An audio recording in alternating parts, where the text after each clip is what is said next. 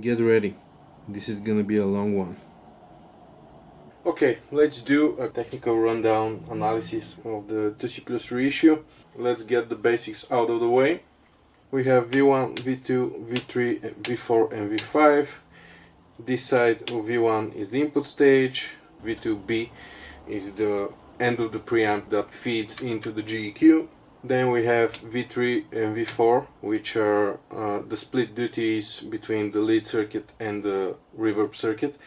V3B is the first stage of the lead circuit, then it feeds into V4A, which is the second stage of the lead circuit, and the reverb is driven, first stage is V4B, which goes to the reverb transformer.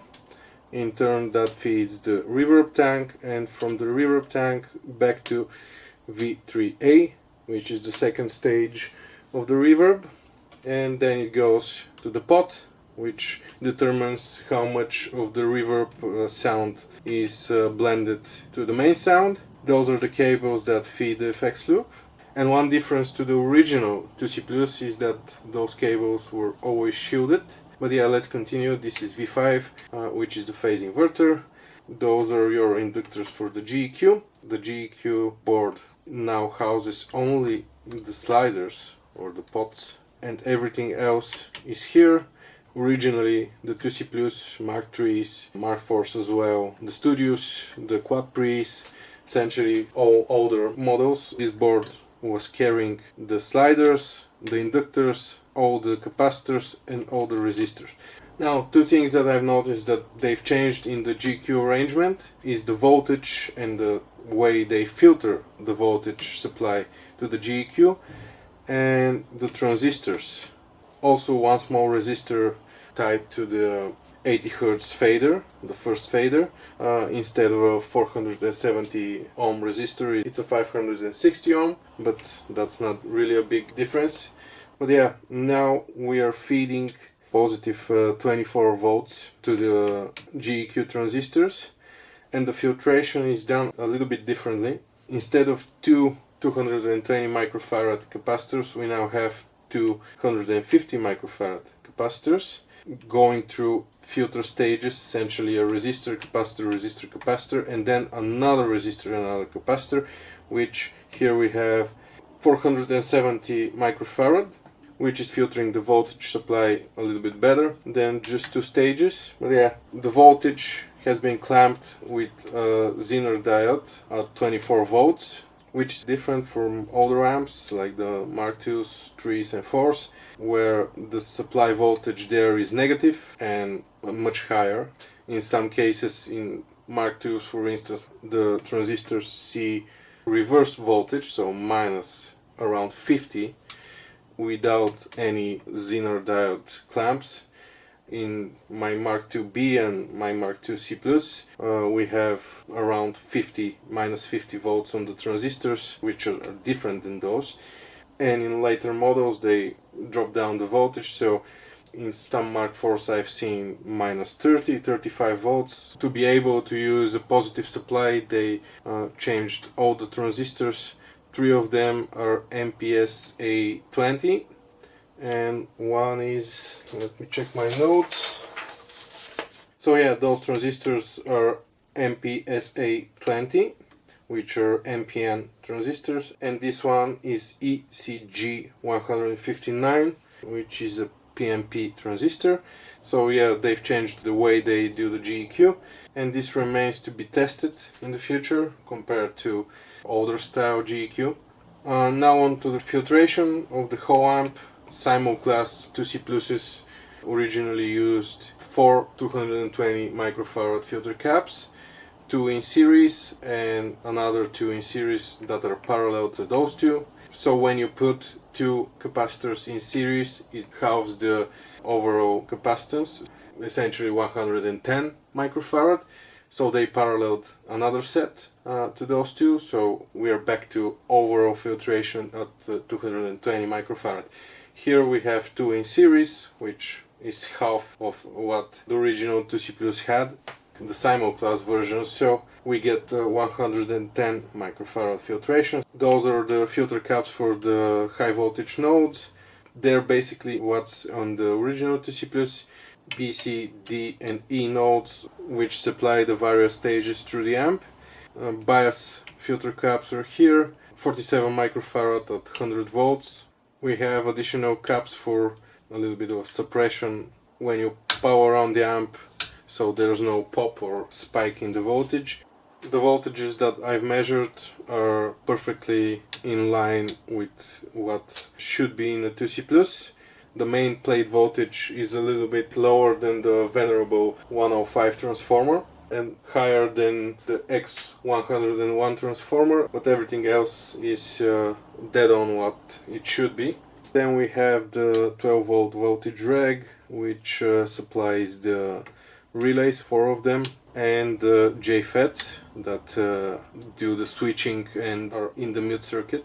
This one switches the lead bright, so when you pull out the lead master for the pull bright, this adds another capacitor to ground from the cathode of the second stage of the lead circuit. This is a JFET that switches in and out the reverb via the foot switch. So essentially your foot switch controls this JFET, which in turn sends the signal to ground or not. And those two, let me try to push the cables, those two, these are essentially the mute circuit. This one is labeled J175SM, the send mute. So the signal before it goes to the effects loop send, it's getting muted here. And this is labeled as J175RSM, reverb send mute. So those transistors are just muting the whole amp, the whole signal through the amp, while the relays are switching. So this way we avoid loud pops when you switch between the channels.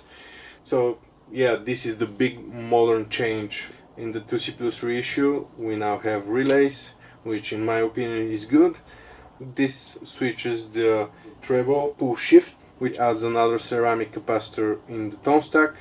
Then the second relay is the input and the output of the lead circuit. More on that in a bit. This one is the lead master.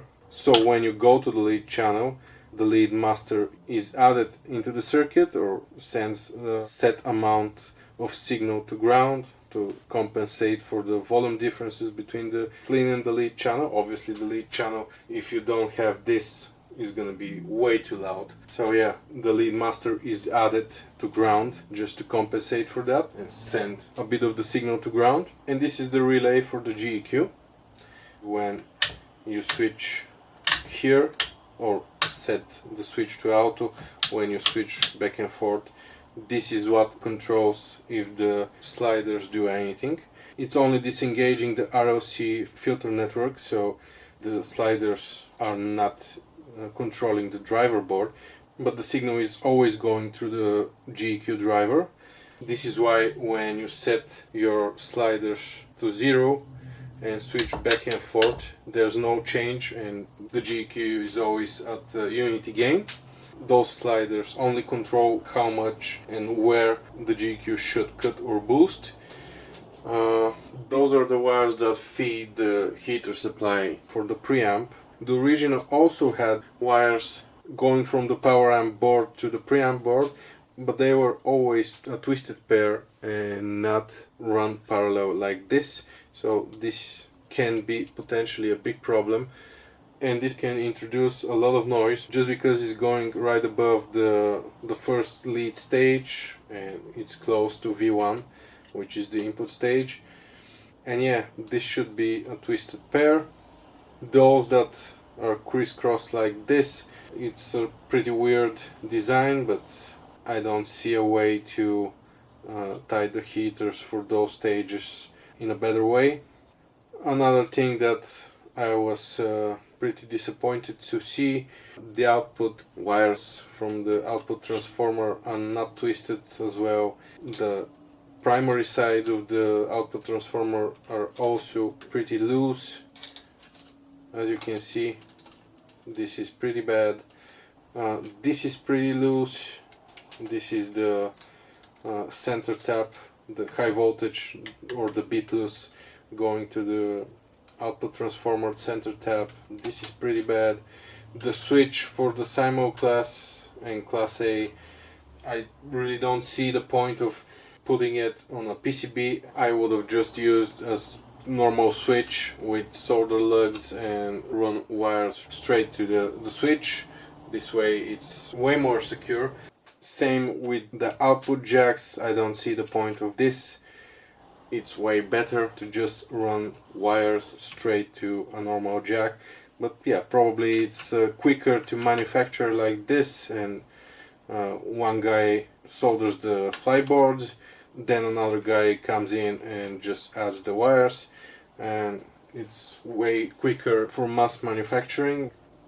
This I kinda get why they use a PCB, because the two jacks for the effects loop are tied together in one package. So yeah, it's easier to just solder the two jacks on one PCB and run wires here. If I was doing the amp, would probably pay a little bit extra just to have a shielded cable going to the jacks and tie them manually, not via a PCB. But yeah, not really a big fan of the ribbon cable, just because we have the high voltage here on this side. We have the signal going through this wire from the phase inverter to the power amp, to the power stage, and also we have the bias supply, which those 220k resistors feed into the ribbon cable and then into the power stage. But yeah, I don't really like using a ribbon cable for this. I'm fine with using a ribbon cable for the GEQ. Now, there are a few differences in voicing to the original Simul class 2C Plus amp. Some people, myself included, feel that the reissue is a bit tamer. There are some small changes, mainly concerning the high frequencies in the preamp, and those can surely affect the overall aggressiveness of the amp and how the distortion is perceived. If we look at the spot where the lead circuit is blended on top of the clean channel between V1B and V2A, we have a 3.3 mega ohm resistor and a small ceramic cap across it. The signal splits before those two and goes to the lead circuit via one side of this relay, and the output of the lead circuit feeds back in after them, or just before the grid of V2A, via the other side of that relay. On the original Simul class amps, this cap is 20 picofarad, and on the 60 and 100 watt versions it's 10 picofarad. This cap filters out high frequencies, but it mainly affects the clean channel since it sits right before the lead circuit feeds back into V2A. Here in the reissue we have 10 picofarad, even though the amp is a Simul class, not a 100 watt. Additionally, the 100 watt variants had a smoothing cap across the 270k plate resistor on the second stage of the lead circuit. Here we don't have one, which is correct for a Simul class voiced amp.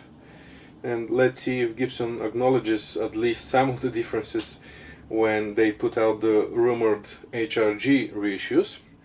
And by the way, the original 60 watt variants also don't have that cap across the plate resistor, and that is one of the reasons people find them brighter and more aggressive. But yeah, now to the actual lead circuit. Everything here is like the original, except right at the end of the lead circuit. Here we have a 100k resistor to ground and a 500 picofarad across, just like the original. They're not visible because of the orange drop here, but there's also additional 240 picofarad silver mica cap to ground, which is not like the original. So in total those two caps form 740 picofarad, and with the 100k resistor they act as a low pass filter at around 2.2k. With only the 500 picofarad cap there, like the original, that will be around 3.2 kilohertz. This tames the treble out of the lead circuit, and the additional cap can make the amp sound smoother to some people, but to others it can become duller. The next difference is down the line, where the clean and the lead signals mix back together, right here, before V2A. There we have a 680 grid leak resistor, and in the original it was paralleled by a 47 picofarad capacitor, and you guessed it, together they form a low pass filter, this time around 5K. In the reissue, interestingly, this cap is active only on the clean channel. That same relay that routes the lead back in leaves that cap out of the circuit while on the lead channel. So I'm just gonna show you a diagram. So this is our relay, this one, and we're interested in this side, or this side towards the V2 tube, and this is V2A, so this side of the tube. We have the grid leak resistor 680K to ground, and this relay is connected to the 47 picofarad cap that on the other side is connected to ground as well, so 47 picofarad cap. The center lug, or the center pin of the relay, is connected to the grid of V2A, and the lead output, the lead circuit output, is connected to this pin of the relay. So when we are on the clean channel, essentially the relay is connecting those two points on the relay and adding the 47 picofarad into the circuit, so it's parallel to the 680 grid leak resistor. But when it switches to the lead channel, so it goes like this, it feeds the output of the lead circuit into the V2A, but leaves out the 47 picofarad out of the circuit. Right now I'm just feeding 14 volts AC, so we have the switching available. Obviously you can see the pilot light and you can hear the fan going. They're all fed through the 12 volt DC line. Right now we're on the clean channel, and we should be getting continuity between one leg of the 47 picofarad cap and that grid leak resistor, like so. So they're connected right now, and if we go to the lead channel, same place, clean channel, lead channel. So on the original 2C Plus, the schematic was more like this. The lead circuit output goes into an LDR that feeds it back into the main signal, or on top of the clean channel. Here we have the 680K grid leak resistor, and the 47 picofarad was always present and parallel to the 680, so no matter if you're only on the clean channel or the lead circuit is engaged and fed on top, the 47 was always active. And the final difference is right after the effects loop at V2B, or at the end of the preamp and before it feeds to the GEQ. In the reissue on V2B we now have a 120 picofarad capacitor from grid to cathode. It's hard to see, it's right about there between the socket and the orange drop. Again, it filters high frequencies and it's supposed to tame oscillations and parasitics, but since it's located at the end of the preamp or after the distortion, it can affect aggressiveness. And another small change that probably won't make a big difference, but I should mention it. In the original 2C Plus and the Mark IVB, not the A but Mark IVB, just before the LDR that feeds the first stage of the lead circuit, there was a 22 nanofarad orange drop capacitor which filters a little bit of the low end going into the lead circuit. I've tested this on my personal Mark IVA by adding that cap, and I maybe noticed a little bit more tightness, but take that with a grain of salt.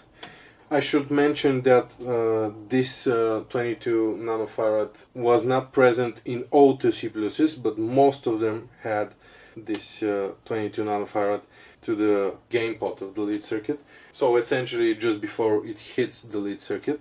All in all, the end result is a slightly revoiced preamp, mainly in the high end, It's often done like this to combat oscillation, and obviously it didn't quite work.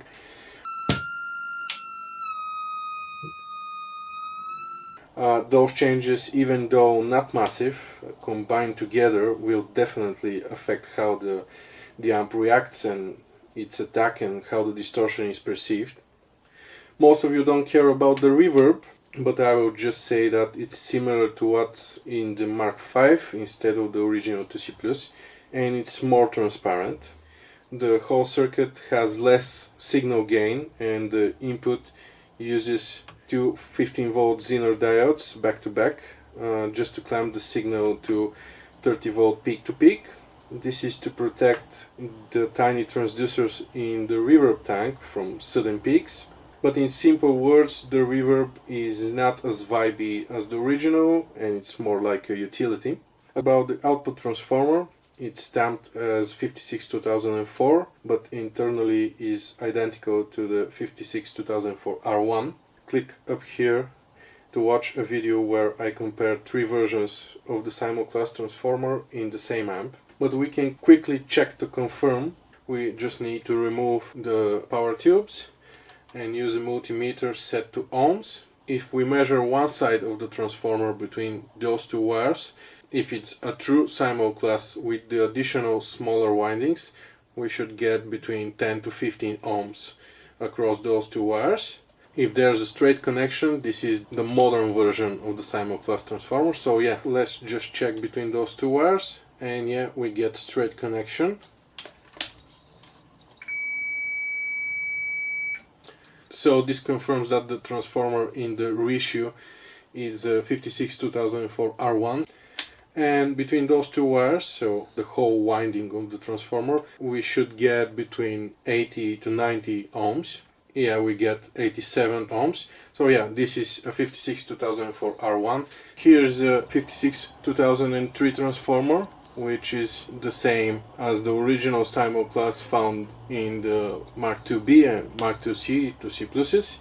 So let's quickly measure the same way.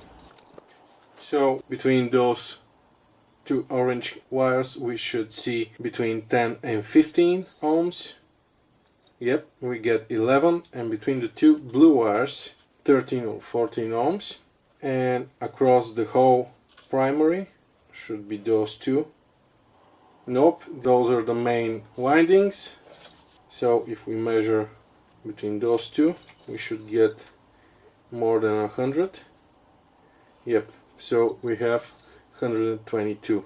Mike Bendinelli has been noted saying that the simulclass output transformer used nowadays is more optimized for pent-out operation. So it's interesting to see that they didn't recreate an earlier version of the transformer for this reissue. But overall, the build quality and the parts used aligns with what Messe has been putting out the last 10 to 15 years. I don't see anything that suggests major cost cutting, except the poor wiring. Overall good parts, orange drop caps, they even bumped up the phase inverter caps to 600 volt ones. I know some techs hate tantalum caps, but I haven't had issues with them. Good sockets, good relays, decent filter caps all around. I kinda hate radio electrolytics when the board is not easy to lift, but with Axios being phased out, this is the only way to future-proof the amp, so all good there. What I personally don't like, traces are very small and the overall layout is a bit weird. Wiring could be a lot better, some critical spots should be shielded. And as mentioned before, I'm not really a fan of this ribbon cable. These connectors I'm not a fan of as well. They are only crimped and have the tendency to fail. I get it, it needs to be built fast, but it won't make servicing faster, as it's still a mixture of connectors and soldered wires. But overall, nothing out of the ordinary for newer messes, just a few small things that could be done a little bit better. And finally, one of the main questions I get about the reissue, why at first Messe said you can run EL34s on the outside quasi tube sockets, and a week or two after that they said the warranty will be void. At first I thought the issue is with the filament supply, just because EL34s pull almost double the current for their filament supply. Older Mark transformers had much beefier heater wires coming out of the transformer. I was thinking maybe that's the reason they're afraid of melting the transformer or the heater wires. But if we look at the heater current running 4 606 tubes plus the 5 preamp tubes, that comes at around 5 amps total current draw from the power transformer. Running 4 EL34s plus 5 preamp tubes, that jumps to about 7.5 amps. And a mixed setup with 2 606 GC tubes and 2 EL34s plus all the preamp tubes, that lands right about 6.3 amps. After I researched this model of transformer, this transformer is used in the Mark VII and the JP2C, and as you probably know, the Mark VII can run 4 EL34s. There's a bias switch on the back, so obviously it's not a rating issue. The wires are a little bit on the small side for what I would consider enough, but since in the Mark VII this transformer is performing okay with 4 EL34s, we're all good there. So the main question remains why Mesa said you cannot run EL34s, and we should consider the screen grid setup. On the Reissue, just like the original 2C+, all 4 sockets use 470 ohm screen resistors. What we really care about here are the 2 outer class A sockets. The amp is wired in triode on those sockets, and that puts the screens of the tubes right at plate voltage or 460 volts. Depending on the brand, maximum screen voltage for EL34s is usually between 400 and 500 volts. JJ tubes are around 450, while older tubes like vintage Philips, Millards, Svetlanas, Teslas might tolerate 500 volts or more. But that's just part of the story, as running tubes close or above their max voltage ratings is common in guitar amps. So the next issue is with current, and that jumps higher in EL34s. Due to their higher transconductance, they draw more current and are prone to exceeding limits without proper protection. If the screens over dissipate, the tube can run away or red plate, overheat and fail, and that's gonna put the amp at risk. The screen grid resistor's job is to prevent over dissipation by shedding volts as screen current rises. With 1 mA of current, the 470 ohm resistor will drop half a volt, but with 20 mA it will drop close to 10 volts. This dynamic relationship is sponsored by Ohm's law. So why Mesa decided not to cover warranty, even if using EL34s is common in the Simon class amps? The only plausible reason I can see at this point is reliability issues with new production tubes. They want to avoid warranty claims in the case of tubes going bad. The EL34s manufactured when the original 2C+ was designed were much stronger and sturdier than in later years, and especially tubes produced nowadays. Tubes in the golden age were often built to a higher standard with more robust internal structures. Back then Mesa often shipped amps with the even stronger American equivalent, the 6CA7. So in technical terms, the original 470 ohm screen resistors are just not providing enough protection and safety. So the answer to that, and what we can see in later Boogie models like the Mark III, Mark IV and Mark V, is raising the screen resistors to 1K and in some cases even 2.7K. So if we do the same calculation from earlier, with 2.7K resistors and 1 mA of current, we will drop 2.7 volts, and at 20 milliamps that's 54 volts. Why that matters? In simple words, it just limits the current and spikes going through the screen grid and dissipates more of that in the resistor. It also provides extra screen voltage sag with more current draw. And as for tone, Bigger screen resistors don't radically change the sound. With high values you might feel a slightly softer attack or compression at high volumes, but the main reason for raising them is tube protection and not sound. I haven't personally tested EO34s in this amp yet, but I would suggest raising those screen resistors to at least 1K, just to put a bit more safety margin in the amp. If you decide to test it yourself by modding the amp or not, please be careful and do it at your own discretion. If you don't mod the amp and have sturdy new old stock tubes like Sylvanias, Philips or Svetlanas, or even some 6CI7s, go for it, but monitor the amp closely. Run the amp for 20 to 30 minutes and don't push it too hard at first. Monitor the tubes for excessive heat, glowing, red plating, anything out of the ordinary. If you're careful and you know what you're doing, even possibly open the amp and keep an eye on the PCB around the power tubes and on the heater wires.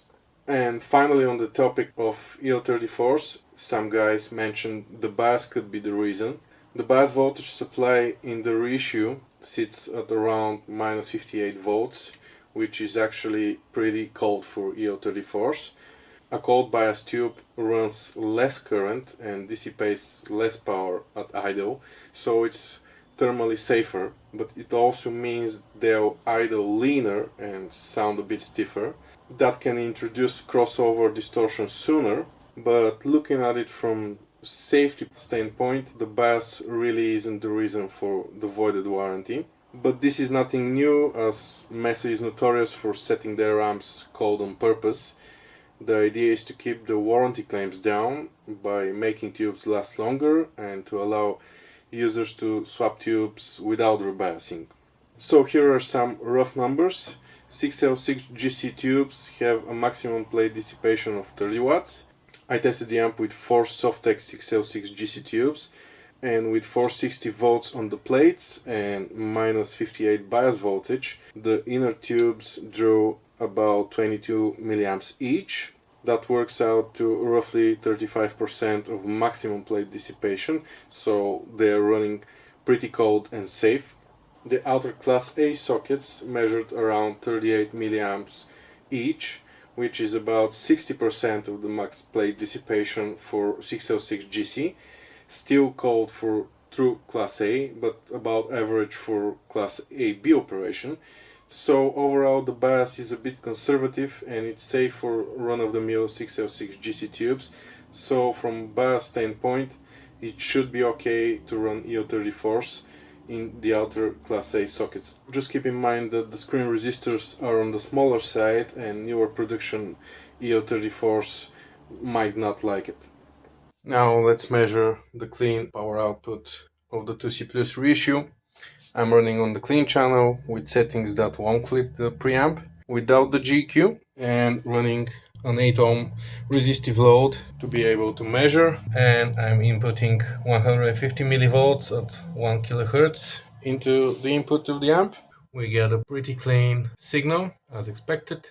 So if I start raising the master volume, and we can see the sine wave starting to clip at 3.5 maybe. Yep. We know we're just before clipping right about here because the sine wave is jumping around a little bit. This means the power stage, the power amp is sagging, and if we raise the master a little bit more, we can see it's starting to clip. I measure just before clipping, so this is the maximum clean output power that the amp can provide, and this is measuring RMS voltage at 22.5, which if we look at the graph for 8 ohm resistive load, 22.5 is right about 65 watts. And if it was wired in pentode, we were probably gonna see something close to 75-80 watts. In many cases manufacturers are measuring above clipping, so like this, and as we can see we're getting 25 volts or so RMS volts, which will put us right at 75 watts. And yeah, at 25 we can see a little bit of a crossover distortion right here. If you're still here, thanks for sticking around and listening to my ramblings. I hope this video was informative and helpful. If I missed something, please let me know in the comments below. I won't ask you to smash anything, but if you like the content, please click the thumbs up and consider subscribing so you don't miss the next few videos, as I'm getting my soldering iron out for next time. Cheers and happy chugging!